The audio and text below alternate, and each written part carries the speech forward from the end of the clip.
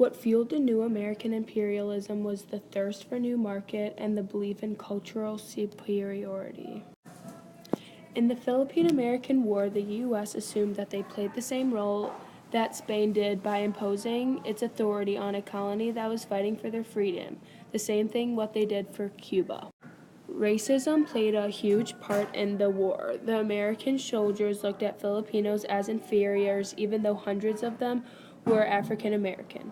The U.S. forced Filipinos to live in designated areas where they were faced with many issues like poor sanitation, starvation, and disease, which killed thousands, something Spain did to Cuba. In Document 4, President McKinley explains why he recommended annexation to the U.S. Senate, explaining this to a religious group.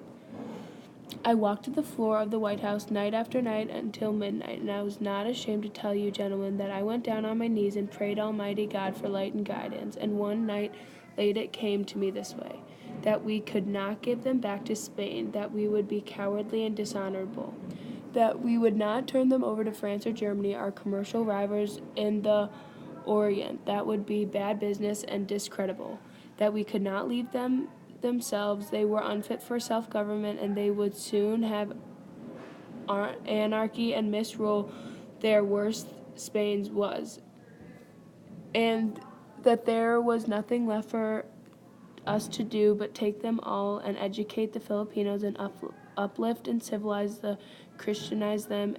By God's grace, do our best we could by them, as our fellow men for whom Christ also died.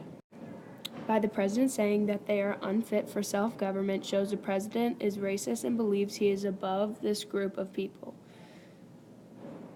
The U.S. needs to guide the Filipinos so that they are able to survive on their own, which is just an excuse to have more power and control, which is another example of racism. In the Philippine-American War, the U.S. took advantage of another country who was failing in need, the Philippines, and didn't help them from the good of their hearts, but because they saw it was an important opportunity and gateway to the rest of Asia, particularly China. That's what caused the open door notes, messages sent by Secretary of State John Hay in 1899 to Germany, Russia, Great Britain, and France, and Italy and Japan. As king, the countries not to interfere with the U.S. trading right in China.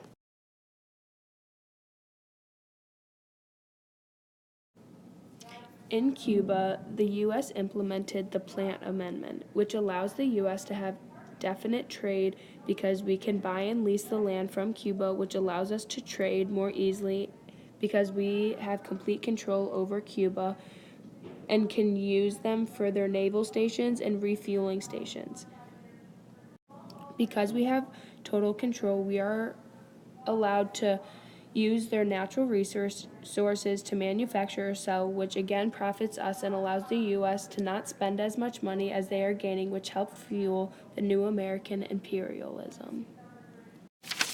In Cuba, once again, the Plan Amendment also was another example of racism. Cuba is inferior to the U.S. and owes us one because we helped them get away from Spain. We implemented an amendment which states the new Constitution of Cuba commands Cuba to stay out of debt and gives the U.S. the right to intervene in the country and the right to buy or lease Cuban land for naval and fueling stations. This amendment is an example of discrimination because the U.S. took over a group that needed help and took advantage of them. The U.S. took control over Cuba and treated them like they were their slaves.